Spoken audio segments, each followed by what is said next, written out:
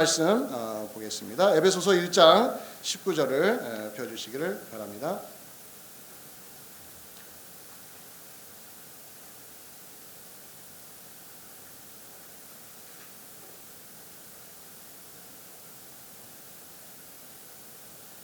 에베소서 1장 19절 한 목소리로 읽어봅니다. 시작. 그의 힘의 위력으로 역사하심을 따라 믿는 우리에게 베푸신 능력의 지극히 크심이 어떠한 것을 너희로 알게 하시기를 구하노라. 아멘. 기도하겠습니다. 고마우신 아버지 하나님, 찬양을 통해서 우리 주님만 바라보게 하시고 주의 은혜를 사모하며 또 우리의 마음이 뜨거워지고 성령의 능력을 덧입어서 이 시간 말씀에 집중하기를 원합니다. 말씀을 듣는 가운데 성령께서 우리 마음속에 강력하게 임재하셔서 하나님이 살아계심을 온전히 깨닫게 하셔서 돌아갈 때에는 기쁨이 가득 넘쳐서 세상이 주는 기쁨이 아니고 사람이 주는 기쁨이 아니라 성령 하나님께서 주시는 기쁨을 마음껏 누리고 돌아갈 수 있도록 우리 하나님 이 시간 붙들어 주시옵소서. 감사하고 예수 그리스도의 이름으로 기도하옵나이다. 아멘. 자, 우리는 지금 영적 시력이 밝아지면 좋은 거, 우리에게 이루어지는 놀라운 변화에 대해서 바울의 가르침을 하나씩 살펴보고 있습니다. 원래는 우리에게 영적인 시력이 없었다고 말씀을 드렸습니다. 영적으로 어두운 사람이었습니다. 성령의 능력으로 성령이 우리에게 임재하셔서 우리의 영적인 눈이 떠졌습니다. 영적인 시력이 생긴 거예요. 그뿐만 아니고 그 시력이 갈수록 좋아져야만 됩니다. 그 이야기를 오늘 바울이 오늘 본문을 통해서 세 번째로 이야기해 주고 있는데, 왜 영적인 시력이 좋아져야 하느냐, 그 세 번째 이유, 지난 두 번에 걸쳐서 우리가 살펴봤던 것은 첫 번째가 뭐였습니까? 부르심의 소망이 무엇인지를 알게 된다는 거예요. 하나님이 왜 우리를 부르셨느냐, 영적인 시력이 좋아지면 자꾸 그쪽으로 생각이 가는 거죠. 두 번째는 우리가 성도로 부르심을 받았어요. 성도가 되었어요. 그러면 성도 된다는 것이 무엇인가, 그 영광스러움이 무엇인가를 저는 지난주에 말씀을 드렸습니다. 오늘 세 번째, 오늘 19절 읽었는데 세 번째는 이겁니다. 하나님의 능력이 얼마나 위대한가. 하나님의 크신 능력, 오늘 설교 제목을 하나님의 크신 능력이라고 했는데 하나님의 능력이 얼마나 위대한가에 대한 새로운 안목이 생긴다는 거예요. 바로 그렇기 때문에 우리가 영적인 시력이 좋아지기 위해서 기도해야 된다는 것입니다. 오늘 본문을 통해서 이제 하나씩 확인할 텐데, 자, 우선 영적인 눈이 밝아지면 여러분과 저에게 일어나는 변화가 뭐냐면, 어떤 눈이 열리냐면 하나님이 살아계실 뿐만 아니라 하나님의 능력이 이 땅에 진짜로 이루어지고 있다는 것이 보인다는 거예요. 영적인 세계가 보이는 거예요. 이게 영의 세계거든요. 하나님이 역사하시는 것을 볼 수 있는 그 시력, 그 시력이 성령으로 인해서 우리에게 생기는데 그것이 자꾸 우리 눈에 보여요. 그래서 교회에 오시면 그냥 사람들이 활동하는 것만 보시는 분은 아직까지 영적인 눈이 없는 분이에요. 사람과 사람이 뭔가 일을 하고 있고 찬양도 하고 있고 이렇게 설교도 하고 있고 예배를 드리고 있는 이 사람들만 보이면 우리는 아직까지 영적인 시력이 좋은 것이 아닙니다. 영적인 시력이 좋아지면 그 너머에 있는 것이 보여요. 무슨 말이냐면, 이 가운데 하나님이 사람들을 움직이시는구나. 이 가운데서 하나님이 성령으로 우리 가운데 역사하셔서 사람들의 마음을 정말 절묘하게 바꾸시는구나. 어제 원수였던 사람이 예배드리는 가운데 마음이 열리는 것을 보게 되는 거예요. 어제 미워했던 사람이 오늘 예배드리는 가운데 오늘 내가 그 사람을 사랑해야겠다는 마음이 생기면 누가 역사하신 거예요? 성령이 역사하신 거예요. 이게 보이는 거예요. 그래서 하나님의 능력이 대단하다는 것을 깨달으면서 나오는 태도가 뭐냐면 감탄하는 겁니다. 탐복하는 거예요. 그것이 바로 경배하고 찬양한다고 말하는 거예요. 경배 찬양의 골자는, 핵심은 뭐냐면 하나님의 능력에 우리의 마음이 열린 겁니다. 하나님이 진짜로 예배 가운데 역사하시는구나. 이게 영안이 열리니까, 영적인 시력이 보이니까, 이것이 점점 내 눈앞에 펼쳐지는 것이 보이니까 찬양할 때도 힘이 생기는 거예요. 하나님이 저분에게 역사하시네. 설교할 때도 마찬가지, 여러분들. 각 개인마다 은혜 받는 건 다르지만 설교자에게 기쁨이 뭔지 아십니까? 오늘은 어떤 분에게 은혜가 임한다는 게 눈에 보일 때가 있어요. 다른 분들은 은혜를 안 받은 것 같은데 그분만은 이상하게 오늘따라 말씀에 집중하면서 뭔가 느낌이 올 때가 있어요. 그러면은 설교자로서 기뻐요. 아, 하나님이 그래도 오늘 이 시간에 누군가에게는 역사하셔서 그 사람의 마음을 열어주셨구나. 필요에 의해서. 그렇다고 다른 사람이 은혜 안 받았다는 것이 아니라 두드러지게 눈에 띄일 때가 있다라는 거예요. 그런 면에서 여러분과 제가 집중할 것은 이겁니다. 하나님의 능력이 얼마나 위대한가. 자, 그런데 애석하게도 안타깝게도 우리의 신앙생활을 가만히 돌아보면 그 반대 현상으로 가고 있다는 것이 안타까움이에요. 무슨 뜻이냐면 하나님이 작게 보이고 사람이 크게 보이는 일들이 자꾸 우리 신앙의 발목을 잡고 있다는 거예요. 신앙의 영적인 눈이 띄어지면, 영적인 시력이 좋아지면 긍정적인 쪽으로 가는 방향이 뭐냐면 하나님이 점점 크게 보여요. 하나님이 위대하게 보여요. 그리고 사람들은요 작게 보입니다. 근데 이것이 거꾸로 가는 거예요. 신앙이 멈추었다거나 침체됐다거나 신앙적으로 뭔가 동기부여가 안 된 분들의 특징이 뭐냐면 사람이 자꾸 커 보여요. 그럼 반대로 누구는 작게 보입니까? 하나님은 작게 보이는. 제가 갖고 있는 책, 제가 읽은 책 중에 흥미로운 제목이 하나 있어요. 이런 제목이에요. 큰 사람, 작은 하나님. 책 제목이 그래요. 상담학자가 쓴 건데, 기독교 상담학자가 쓴 건데 그 제목 자체가 그래요. 영어로 하면 이렇게 말합니다. When people are big and God is small. people은 big으로 보이고 God은 어떻게 보여요? small로 보이는 거예요. 신앙인이 신앙생활을 잘하고 영적인 눈이 점점 띄어지고 시력이 막 좋아지면 하나님이 막 크게 보이고 와, 우리 하나님이 이런 분이구나, 예배 가운데 이렇게 엄청나게 임재하시는구나, 이렇게 가는 게 정상이어야 되는데 안 그렇다라는 거예요. 현실은 자꾸 하나님은 작게 보이고 사람은 크게 보인다. 자, 여러분 구약 성경에 사울과 다윗의 이야기를 여러분 잘 아실 거예요. 부연 설명할 거 없습니다. 제가 오늘 주목하고자 하는 건 이겁니다. 사울 왕과 다윗이 서로 관계가 너무 안 좋았지 않습니까? 원수로 지내지 않았습니까? 자, 근데 사울 왕이 실패했고 다윗 왕은 성공했습니다. 구약 성경 읽으면. 그러면 사울 왕이 실패한 이유는 뭐고 다윗 왕이 성공한 이유가 뭐냐에 대해서 학자들마다 다양하게 말하고 있고 목회자들마다 여러 가지로 해석을 합니다. 근데 저는 오늘 말씀과 연결해서 제가 해석하는 내용은 이겁니다. 사울 왕이 왜 실패했고 다윗 왕이 왜 성공했느냐, 그 이유는 이겁니다. 사울에게는요 하나님이 점점 작게 보였고 사람은요 점점 커 보였어요. 그의 삶을 보세요. 사울 왕이 변화되는 모습으로 처음에는요 하나님이 크게 보였던 것이 사울 왕이었습니다. 처음에 왕으로 피택되었을 때 사울 왕에게 하나님은 너무너무 위대한 분이었어요. 그래서 자기가 왕이 되는 것에 대해서 극구 부인을 하지 않았습니까? 거절하지 않았습니까? 나 같은 사람이 어떻게 하나님의 일을 하겠습니까? 그것은 하나님이 크게 보인 거예요. 근데 가면 갈수록 그의 삶을 보면 누가 더 크게 보였어요? 사람이 점점 크게 보여요. 사람이 나를 어떻게 평가할까? 사람이 나를 지지해줬던 사람이 도망가면 어떻게 하지? 사람들이 나에게서 멀어지면 어떻게 하지? 사람들이 나를 미워하면 어떻게 하지? 온통 누구에게만 관심이 있었어요? 사람의 평가에만 관심이 있었던 거예요. 그러나 다윗 왕을 보세요. 다윗 왕은 거의 초지일관. 누가 크게 보였습니까? 하나님이 크게 보였던 사람이에요.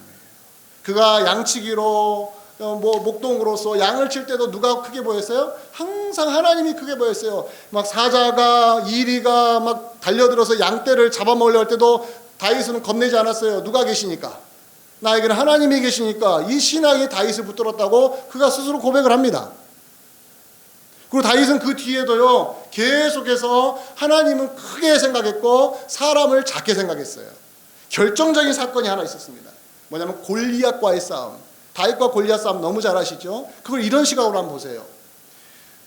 골리앗이 나타났습니다. 너무너무 거대한 장수였습니다. 싸움도 잘하고 키도 크고 몸집도 산만하고 도저히 이스라엘 백성들이 이길 수가 없었어요. 그런데 그때 왕이 누구냐면 사울 왕이었어요. 전장에 나가서 그 골리앗을 이겨야 됩니다. 근데 그때 사울 왕은 완전히 겁에 질려 있었습니다. 우리는 절대로 골리앗을 이길 수 없다. 그때 나타난 사람이 소년 다윗이었습니다. 다윗이 나타나서 사울 왕에게 말합니다. 제가 저 괴물을 내가 넘어뜨리겠습니다. 사울 왕이 웃었죠. 비웃었죠. 이렇게 조그만 애가 어떻게 그걸 이길 수 있냐고. 다윗은 뭐라 했습니까? 문제 없다고. 그래서 갑옷도 자기에게 맞는 갑옷이 없으니까 다 치우고 어떻게 했습니까? 돌 몇 개만 들고 가서 그 앞에 섰습니다. 골리앗 앞에 섰습니다. 근데 그때 다윗이 뭐라고 하는지 아십니까? 골리앗 앞에 서서 너가 아무리 키가 크고 아무리 대단한 왕이라 장수라 할지라도 우리 하나님이 나에게 계시기 때문에 나와 함께 계시기 때문에 나는 너가 전혀 두렵지 않다라는 뜻으로 선포를 했습니다. 한번 생각해 보세요. 어마어마한 괴물 같은 장수가 앞에 서서 그 앞에서 이스라엘 군사들이 다 추풍낙엽처럼 떨어져 나가는 때 사울 왕은 그 거대한 골리앗 앞에 정말로 메뚜기처럼 조그만해져 가지고 위축되어 있는 상황에서 다윗이 무슨 힘이 있습니까? 군사훈련을 받았습니까? 뭐 활을 잘 쏠지 압니까? 칼을 휘두를지 압니까? 칼을 휘두를 수 없으니까 뭘 들고 간 거예요? 평소에 자기가 쓰던 거? 돌 들고 간 거 아니에요. 돌멩이 들고 간 거 아니에요. 이것만은 자신이 있으니까. 어떻게 이것으로 골리앗을 이길 수 있겠습니까? 그러나 다윗에게는요, 내가 가지고 있는 이걸 잘 던져서 그의 이마박에 딱 꽂히게 만드는 이런 능력을 믿은 것이 아니라 하나님이 위대하시다고. 하나님이 움직이시면 저 골리앗 줌은 한 방에 무너뜨릴 수 있다는 확신이 그 마음에 있었다는 거예요. 그게 바로 결정적인 사건이죠. 신앙의 성공과 실패의 갈림길에는 언제나 이것이 있습니다. 사랑하는 성도 여러분, 우리의 신앙이 성공의 길로 가느냐 실패의 길로 가느냐라는 것은 다른 것으로 측정할 수가 없습니다. 하나님이 크게 보이면 여러분의 신앙은 지금 성공의 길로 가고 있는 것입니다. 반대로 사람이 크게 보이기 시작하면 여러분의 신앙은 지금 실패 쪽으로 가고 있는 것입니다. 하나님은 여러분의 안중에도 안 보이고 사람만 귀하게 보이면 여러분의 신앙은 지금 실패하고 있는 것입니다. 그러나 하나님이 위대하기 때문에 연약한 자도 품고 약한 사람도 품고 원수 같은 사람도 품고 나의 오른편밤을 치고 모욕하는 사람도 내가 품을 수 있으면 그 사람에게는 사람이 크게 보이는 것이 아니라 하나님이 크게 보여서 누가 품어지는 거예요? 나에게 모욕을 주는 사람까지도 품을 수 있는 사람, 이런 사람은 어떤 사람입니까? 신앙적으로 지금 성공의 길을 가고 있다라는 거예요. 예수님이 제자들을 전도 여행을 시키면서 이 부분을 강조하신 거예요. 전도 여행을 시키면서 제자들에게 많은 능력도 줬죠. 근데 예수님이 계속 강조했던 게 뭔지 아십니까? 사람 무서워하지 말라고. 사람 무서워하지 말라고. 그 말은 사람을 크게 보지 말라고. 사람이 점점 커 보이면 너희 신앙이 무너진다고. 대표적인 본문 하나를 여러분들에게 인용합니다. 마태복음 10장 28절. 이 본문은 꼭 외우시고 또 외우시고 마음판에 새기시길 바랍니다. 마태복음 10장 28절에 이런 말씀이 있습니다. 함께 읽어봅니다. 시작. 몸은 죽여도 영혼은 능히 죽이지 못하는 자들을 두려워하지 말고 오직 몸과 영혼을 능히 지옥에 멸하실 수 있는 이를 두려워하라. 여기에 보면은 몸은 죽여도 영혼은 능히 죽이지 못하는 자가 누굽니까? 사람입니다. 사람. 그럼 그 뒤에 나오는 몸과 영혼을 능히 지옥에 멸하실 수 있는 이는 누굽니까? 하나님입니다. 사람은 두려워하지 말고 하나님은 두려워하는 것은 제가 오늘 본문을 통해서 오늘 제가 설교 내용으로 표현한다면 사람을 작게 여기십시오. 그 대신 누구는 크게 여겨요? 하나님은 크게 여기십시오. 이렇게 받아들이면 됩니다. 누가 더 두려운 존재인가? 누가 더 크게 보이는가? 사람인가 하나님인가? 전도 여행을 가야 되는 제자들에게 계속해서 신신당부한 게 이런 것입니다. 너희들이 전도해야 될 사람이 크게 보이면 너희들은 움츠러들고 위축되어서 아무것도 할 수 없다. 그러나 너희가 전도해야 될 사람이 작게 보이고 너희를 보내신 하나님이 위대하고 그분의 능력이 대단하다는 것이 너희 마음에 강렬하게 각인되었다면 너희들은 걱정할 것이 없다라고 조언을 해준 거예요. 멋있지 않습니까? 신앙생활이 그런 것 같아요.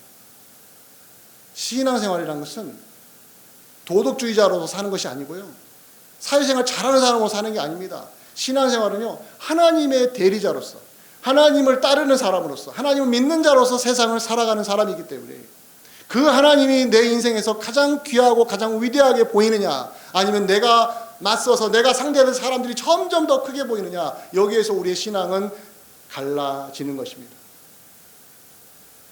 그렇다면 우리에게 남은 숙제가 뭡니까? 어떻게 해야 하나님이 크게 보일까요? 여러분 답을 알고 계십니까? 어떻게 해야 하나님이 크게 보이고 사람이 작게 보일까요? 답이 있습니다. 오늘 본문에서 두 가지로 답을 찾을 수 있습니다. 하나는 기도하십시오. 최우선적으로 기도하십시오. 바울이 오늘 본문에서 19절에서 뭐라고 합니까? 하나님의 능력이 얼마나 크신지를 너희가 알기를 원하노라고 기도했다고 합니다.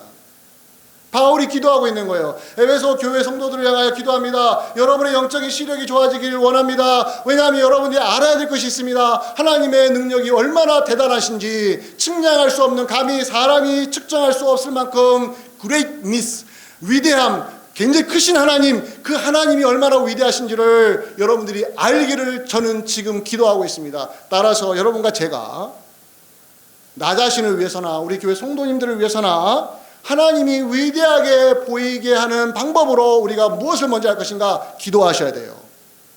내가 나를 위해서 먼저 기도해야 됩니다. 하나님, 제발 하나님이 크게 보이게 하여 주시옵소서.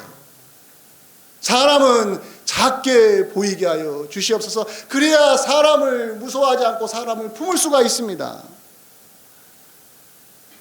여러분들이 사람을 미워하면 그 사람이 여러분의 마음을 지배해버립니다. 그게 바로 사람이 커지는 거예요.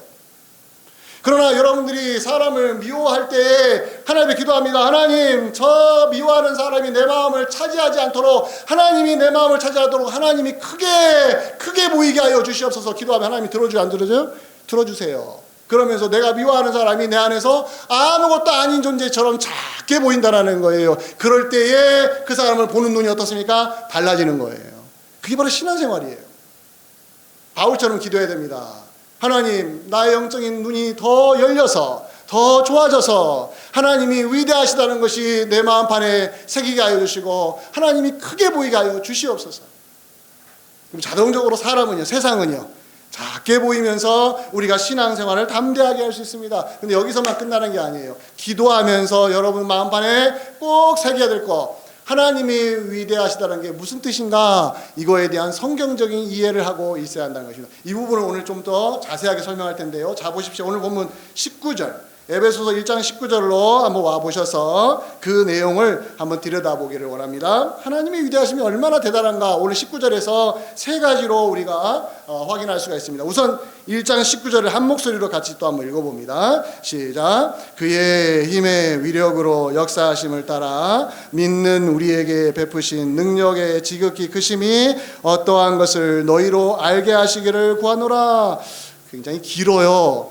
문장이 길어요. 읽다 보니까 막 내가 지금 헤매고 있는 것 같아요. 이게 무슨 말인가 하는데, 자, 세 가지만 기억해 주세요. 세 가지만. 이 본문에서 우리가 꼭 캐치해야 될 거, 꼭 이 내용을 확인해야 될 게 뭐냐면, 첫 번째가 뭐냐면 하나님의 능력이 크시다라는 거예요.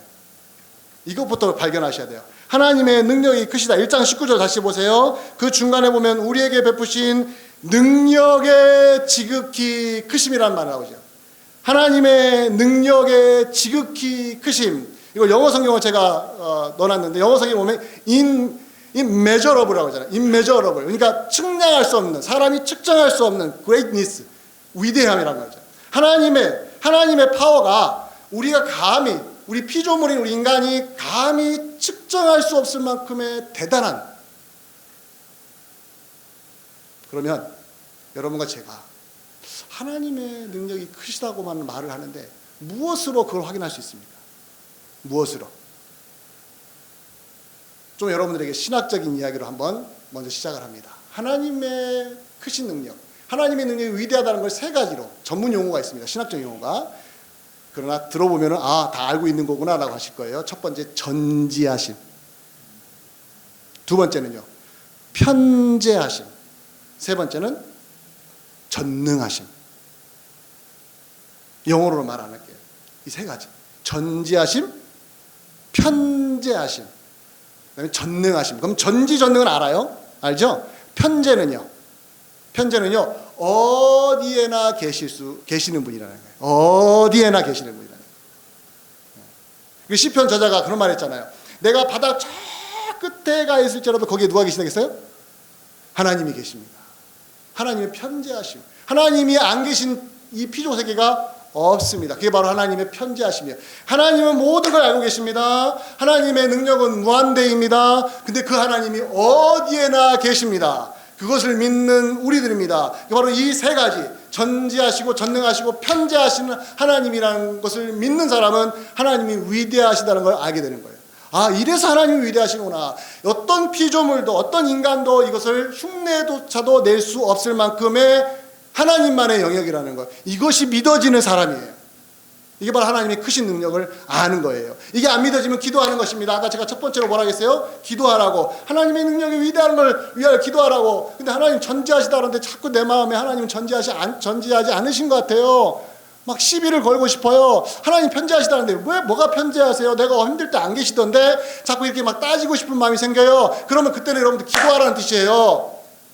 마음껏 따지라는 것이 아니라 기도하라는 거예요. 내가 지금 시험 들었구나. 내 안에서 시험 들었구나. 하나님은 전지하시라고 하는데 내가 자꾸 시비 거는 겁니다. 뭐가 전지해? 그럼 여러분은 이미 사단의 올무에 걸려버린 거예요. 쳐내야 되는 거예요. 사단이 아무리 무슨 이유를 들어서 유혹을 해도요, 여러분들이 하나님은 전지하신 분이야. 하나님 전능하신 분이야. 하나님은 어디에나 계신 편재하시는 분이야. 이렇게 강력하게 여러분이 선포하셔야 돼요. 기도하시면서. 그런데 이 전지전능 편재하심이 무엇으로 나타난 줄 알아요? 세 가지 사건으로 나타납니다. 성경을 보면은. 아, 내 인생이 안 나타나는데 이건 다음 문제예요. 여러분이 꼭 확인할 것, 반드시 확인할 게 뭐냐면 하나님의 창조입니다. 창조를 보면 전지전능 편재하심이 확연하게 드러납니다. 그래서 창세기 1장부터 요한계시록 22장까지 보면요, 계속해서 하나님의 창조 이야기가 곳곳마다 나오는 이유가 우리가 하나님의 능력의 위대하심을 확인하는 자리가 어디라고요? 하나님이 세상을 만드셨어요. 아무것도 없는 데서 이런 위대한 세상을 만드셨어요 라고 고백을 하도록 유도하기 위하여, 그걸 심어주기 위하여 하나님의 창조 이야기를 성경 전체를 통해서 이야기해 준 겁니다. 또 하나의 사건, 심판입니다. 죄에 대한 심판. 하나님의 심판을 보는 노아 홍수 이야기 아시잖아요. 바벨탑 사건 아시죠? 그 다음에 애굽에서 10가지 재앙 아시죠? 성경 곳곳마다 하나님의 심판하신 내용이 곳곳마다 나오잖아요. 소돔과 고모라도 무너진 거 아시잖아요. 그 심판을 보면서 하나님이 전지하시고 전능하시고 편재하시기 때문에 뭐예요? 그 심판을 행하실 수 있다는 거예요. 우리는 경외감을 느끼고 하나님을 우러러볼 수 있는 시각이 생기는 거예요. 그게 바로 심판입니다. 근데 심판을 보면서 또 시비를 걸고 싶은 거예요. 하나님 심판하신다고요. 근데 왜 저 악인들은 왜 하나님 심판 안 하세요? 이런 순간 여러분은 시험에 드는 거예요. 지금 시험에 드는 거예요. 내가 옳은 게 아니에요. 내가 똑똑한 게 아니에요. 제발 여러분들, 우리가 자꾸 착각을 해요. 하나님이 심판하시는데 왜 저 악인, 저 김정은 뭐 이런 뭐 러시아 우크라이나 막 이러잖아요. 막 악인들이 막 보이잖아요. 막 사람 죽여도 막 괜찮고 지금도 뭐 미국에 얼마 저녁에서 막 지금 학교에서 총 쏘고 난리 나잖아요. 이유도 없이 길거리 가다 총을 쏴요. 어떻게 저런 악인을 하나님 가만히 놔두세요? 하나님이 진짜 심판하시면 맞아요? 하는 순간 여러분들이 기도하셔야 돼요. 내가 지금 심판을 부정하고 있구나. 내가 심판을 무시하려고 하는구나. 심판을 안 믿으려고 하는구나. 반대, 심판이 안 이루어지는 것을 가지고 와가지고 무엇을 무너뜨리는 거예요? 하나님이 심판하실 수 있는 분이라는 걸 무너뜨리는, 결국은 뭡니까? 내가 지금 누구를 부정해버리는 거예요? 하나님의 전능하심, 전지하심, 편재하심, 하나님의 위대하신 능력을 우리 스스로 부정해버릴 수 있다는 걸, 이거 조심하라는 거예요. 세 번째는 뭡니까? 창조가 있고 심판이 있고, 마지막 세 번째는요, 구원이 있어요. 구원이. 그래서 구약성경에 보면 하나님이 끊임없이 이스라엘 백성들을 구원하시는 거 아시잖아요. 신약으로 넘어가면 예수께서 오셔서 십자가에 죽으시고 부활하심으로 우리를 죄로부터 구원하시지 않았습니까? 죄와 사망으로부터 구원하지 않았습니까? 그 죄와 사망으로부터 구원하신 예수 그리스도의 십자가 부활을 누가 만드셨습니까? 하나님이 만드셨습니다. 전능하신 하나님이 만드셨어요. 그 하나님이 바로 그 사건을 통하여 우리에게 각인시키는 거예요. 내가 이런 하나님이라고.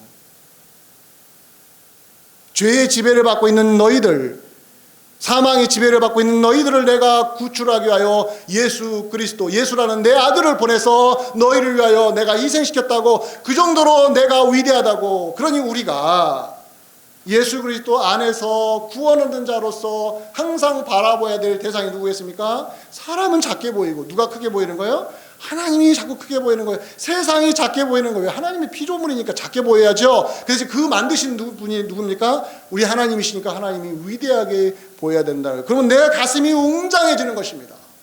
사랑하는 성도 여러분, 여러분들이 높은 산에 올라가서 밑에를 쫙 보면 가슴이 어떻습니까? 뻥 뚫리죠. 뚫린 뿐만 아니라 이렇게 표현합니다. 내 가슴이 웅장해진다고. 웅장해질 게 뭐가 있어요? 그 산 하나 올라가가지고 시야가 넓은 거 보고 이게 무슨 웅장할 일입니까?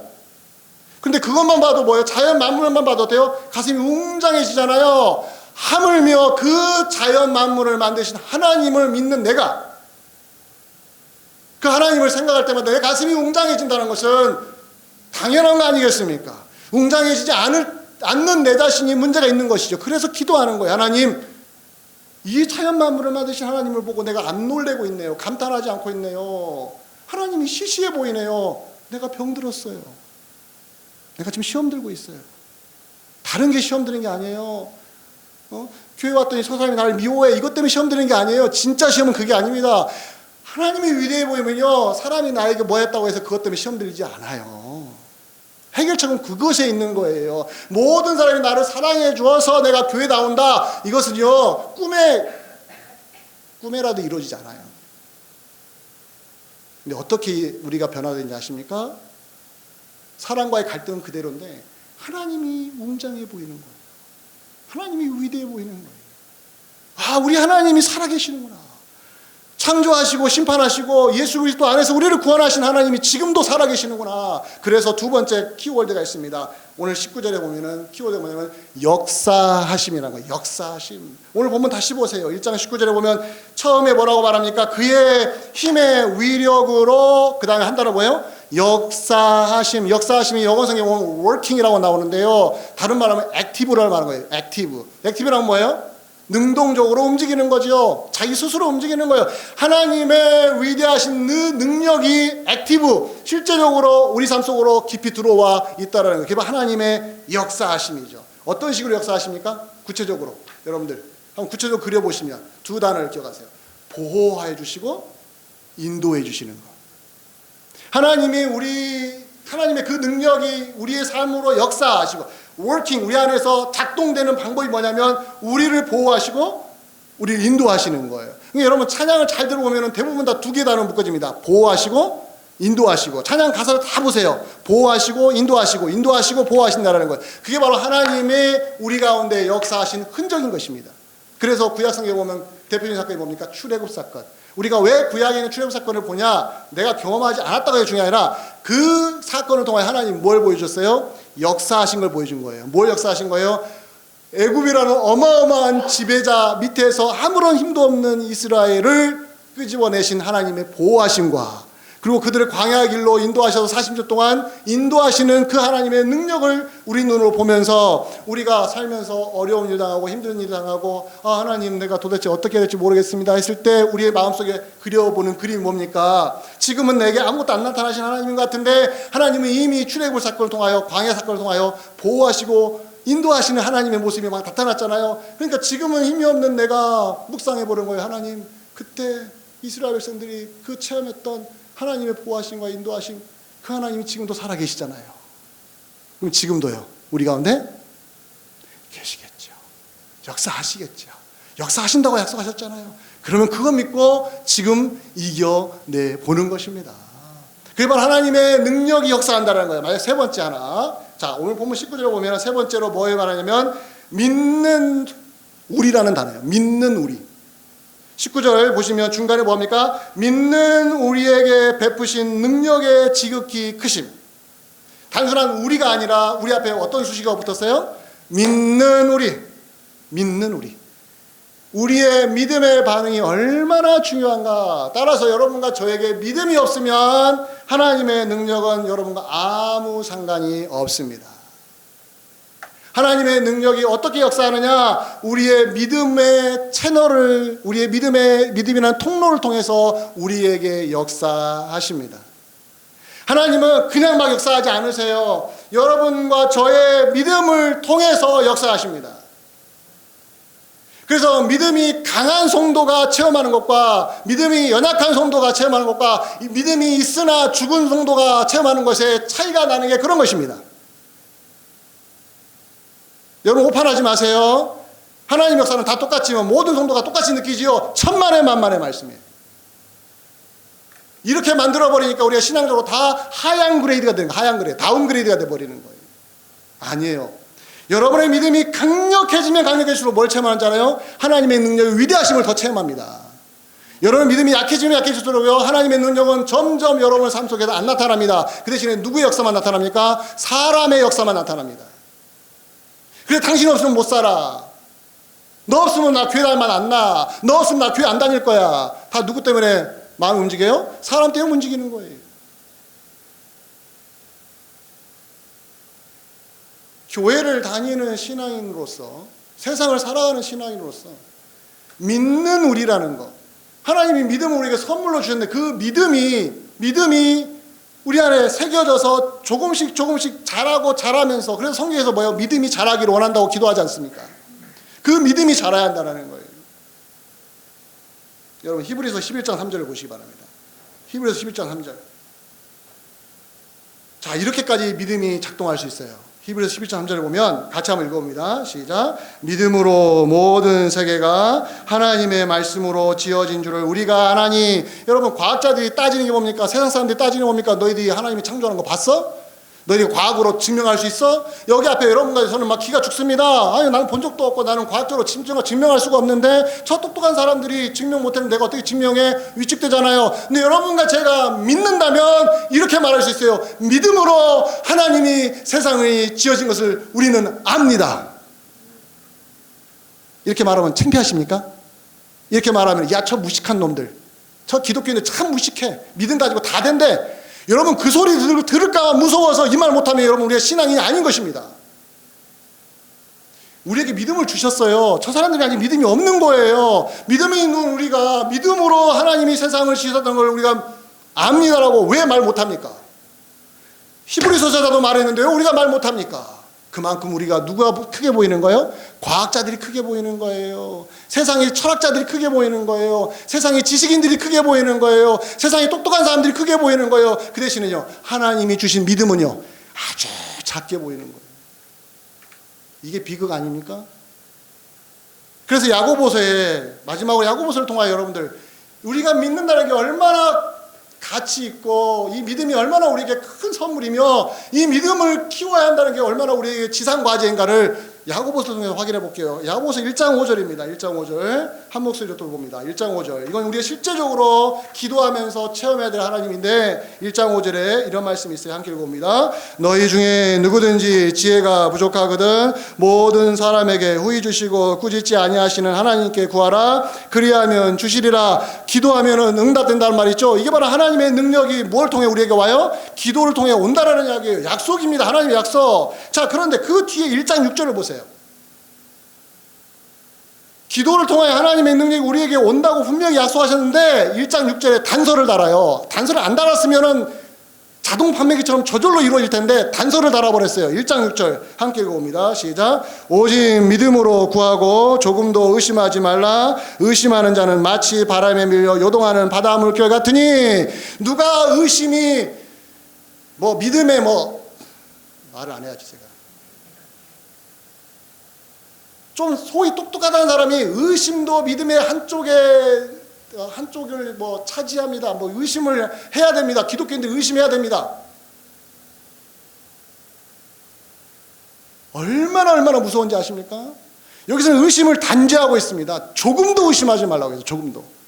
오직 100% 완벽한 믿음으로 하나님께 반응해야 되죠. 여기에 이걸 좀먹는 게 뭡니까? 의심이에요. 근데 누가 의심을 이렇게 칭송을 합니까?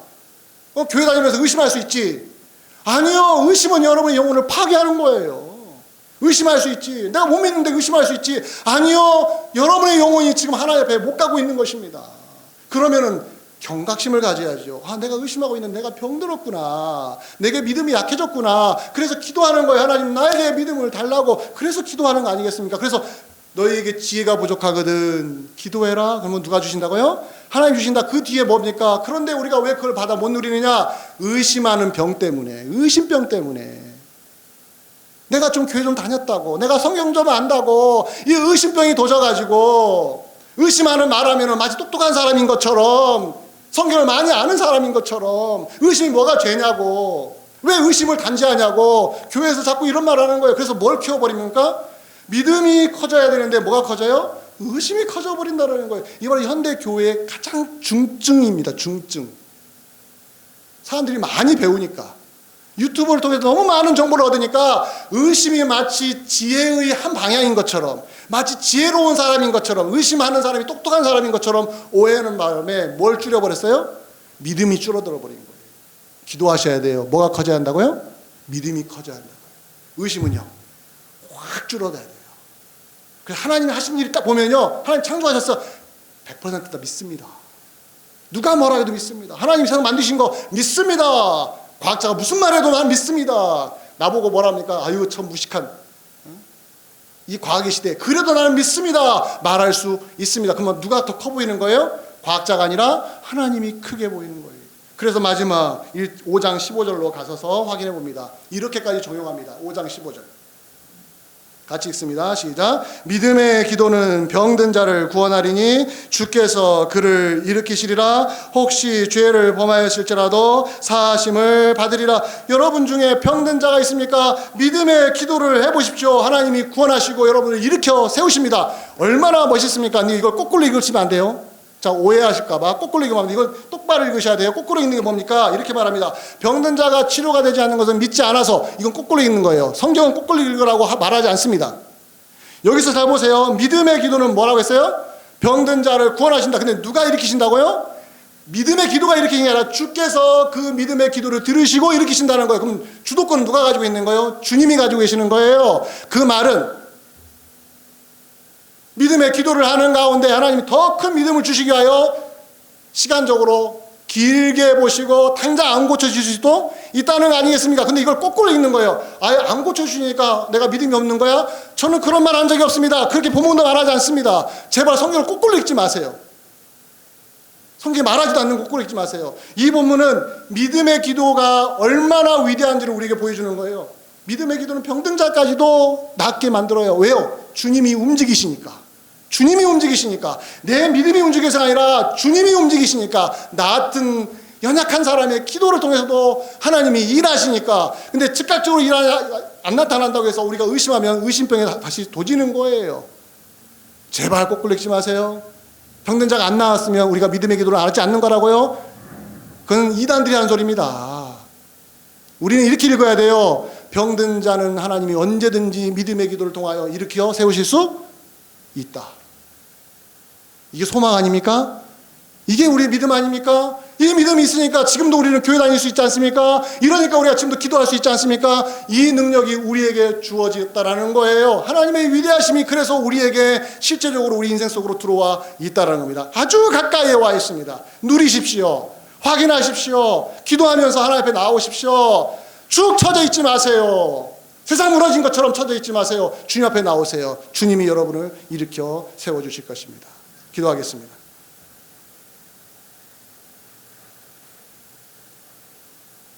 고마우신 아버지, 우리는 말씀을 믿습니다. 사람의 말을 믿는 것이 아니라 하나님의 말씀을 믿습니다. 하나님의 힘의 그 위력의 역사하심이 우리 가운데 임하셔서 믿는 우리에게 하나님의 그 크신 능력을 지금도 보여주고 계십니다. 기도하게 하옵소서, 체험하게 하옵소서. 병든 자까지도 믿음의 기도는 낫게 할 정도로 하나님이 사용하신다고 하셨습니다. 우리의 의심을 사용하시는 것이 아니라 우리의 믿음을 사용하십니다. 우리의 믿음을 키우게 하옵소서. 하나님이 위대하게 보이게 하옵소서. 하나님이 웅장하게 보이게 하옵소서. 하나님이 커 보이게 하여 주시옵소서. 그리고 세상과 사람이 작게 보이게 하여 주시옵소서. 그래야 우리가 신앙생활 하는데 넘어지지 말고 뚜벅뚜벅 믿음의 길을 걸어갈 수 있는 은혜가 넘치게 하옵소서. 예수 그리스도 이름으로 기도하옵나이다. 아멘.